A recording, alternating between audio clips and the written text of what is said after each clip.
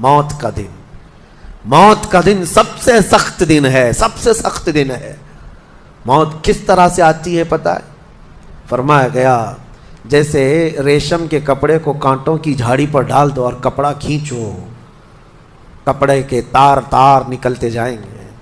فرمایا گیا ملک الموت روح نکالنے کے لیے جب آتے ہیں تو اسی طرح سے روح نکالتے رہتے ہیں، انگلیوں سے، پیروں کی، ہاتھوں کی انگلیوں سے، ناخنوں سے روح نکلتی نکلتی آتی ہے، ایک ایک جوڑ سے روح نکلتی ہے، یہاں تک کہ ناک تک اس کو کھینچ کر کے لایا جاتا ہے۔ اور قرآن میں اللہ فرماتا ہے تم اگر دیکھو گے کہ روح کیسی نکالی جا رہی ہے، یضربون وجوہہم وادبارہم، فرشتے آتے ہیں پیٹھ پر، پیچھے مارتے ہیں، زور زور سے مارتے ہیں اور پیشانیوں پر مارتے ہیں اور یہ کہتے ہیں اے نکل جا روح۔ اللہ فرماتا ہے تم اگر دیکھو گے کہ فرشتے کس طرح روح نکالتے ہیں تو کانپ کر رہ جاؤ گے، مار مار کر کے روح کو نکالا جاتا ہے۔ اور یہ چھوٹا سا وقت نہیں ہے، ادھر جھٹکا لگا ادھر موت ہو گئی، لمبا پروسیس ہے، اس سے جو گزرتا ہے وہی بتا سکتا ہے۔ بعض لوگوں کو ایسا لگتا ہے زہر کھا لیا ابھی موت ہو گئی، سوسائڈ کر لیا ابھی موت ہو گئی۔ موت اتنی آسانی سے نہیں آتی، لمبا پروسیس ہے۔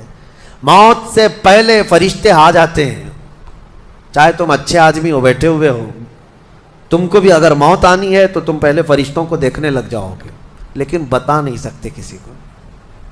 موت سے تھوڑی دیر پہلے فرشتے قریب آ جاتے ہیں، پہلے جماعت فرشتوں کی آتی ہے، پھر ملک الموت آتے ہیں۔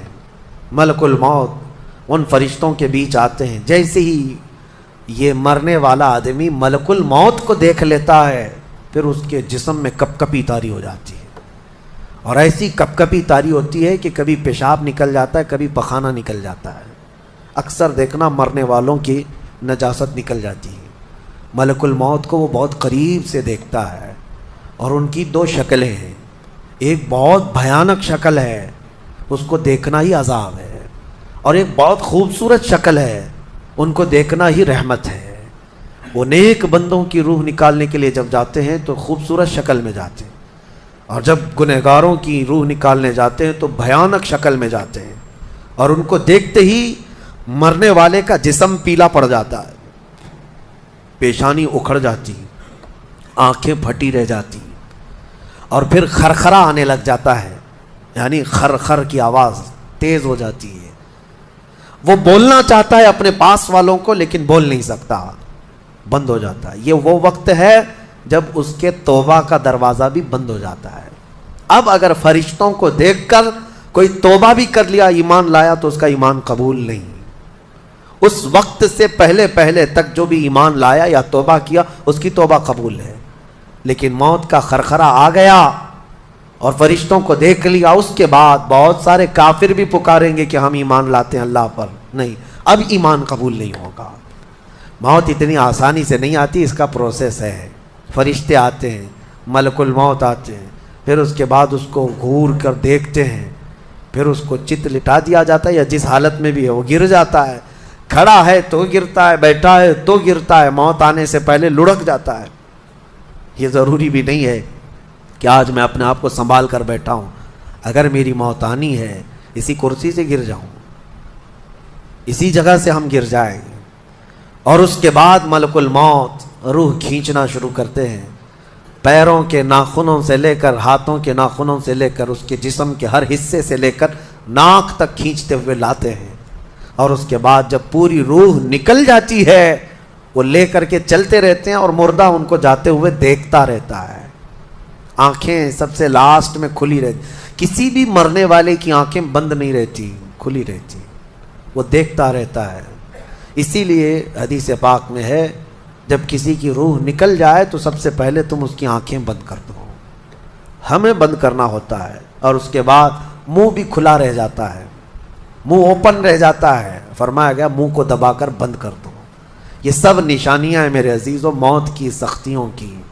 آپ کو پتہ ہے جب رسول کریم صلی اللہ تعالیٰ علیہ وسلم کی وفات آئی، اللہ اکبر، نزع کا عالم اتنا سخت تھا کہ بار بار حضور اکرم صلی اللہ علیہ وسلم کو پورے پانی کے مٹکے انڈیل دیے جا رہے تھے، 3 مٹکے حضور پر انڈیل دیے گئے، موت سے پہلے، اور حضور اس کے بعد تھوڑا آرام محسوس کرتے اور پھر شدت کا بخار.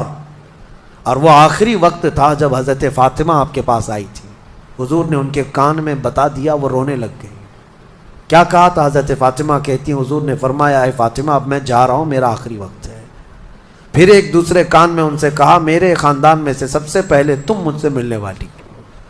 آج یوم فاطمہ بھی ہے، سیدہ کائنات کا آج یوم وصال ہے، 4 رمضان المبارک. تو رسول کریم صلی اللہ تعالیٰ علیہ وسلم حضرت عائشہ صدیقہ کے سینے سے سر لگا کر لیٹے ہوئے تھے. حضرت عائشہ فرماتی ہیں سنو، مجھے پتہ ہی نہیں تھا. حضور حضرت عائشہ سے زیادہ محبت کرتے تھے، اسی لیے آخر وقت میں حضرت عائشہ کے ہی حجرے میں رہنے لگے، باقی دوسری بیویوں کیا نہیں جاتے. حضرت عائشہ کہتی ہیں میں حضور اکرم صلی اللہ تعالیٰ علیہ وسلم کو کبھی مسواک دے رہی، کبھی پانی کے چھڑکاؤ کر رہی. تھوڑی دیر کے بعد حضور اکرم صلی اللہ تعالیٰ علیہ وسلم لیٹے لیٹے اسی طرح رہ گئے. حضرت عائشہ کہتی ہے میرے سینے پر حضور کا سر تھا، وہ اتنا بھاری ہو گیا مجھے لگتا تھا کہ میری پسلیاں ٹوٹ جائیں گی. یہ حضرت عائشہ کہتی ہیں مجھے ایسا لگتا تھا کہ میری پسلیاں ٹوٹ جائیں گی. ہوا کیا تھا؟ حضرت عائشہ فرماتی ہیں دروازے پر جبرائیل امین آئے، روح نکلنے سے پہلے کی بات ہے. حضرت عائشہ فرماتی ہیں حضور کے پاس جبرائیل آخری بار آئے، وہ غمگین حالت میں آئے یا جس حالت میں ہو. حضرت رسول کریم صلی اللہ علیہ وسلم سے عرض کرنے لگے یا رسول اللہ دروازے پر موت کا فرشتہ کھڑا ہے، آپ کی اجازت چاہتا ہے، اگر آپ اجازت دے دیں تو وہ آئے گا اور آپ کی روح پاک کو اللہ کے حضور لے جائے گا.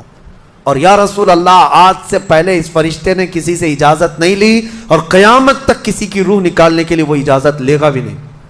یہ صرف رسول پاک کی خصوصیت تھی. حضور نے فرمایا آنے دو. ملک الموت آئے اور جب حضور کی اجازت سے روح نکالی تو حضرت عائشہ کہتی ہیں اتنا بھاری ہو گیا تھا سر کہ مجھے لگتا تھا کہ میری پسلیاں ٹوٹ جائیں گی سینے کی. اور اس کے بعد حضرت عائشہ فرماتی ہیں میں نے حضور کے سر مبارک کو نیچے کی طرف کیا، مجھے پتہ بھی نہیں تھا کہ حضور کا انتقال ہوا.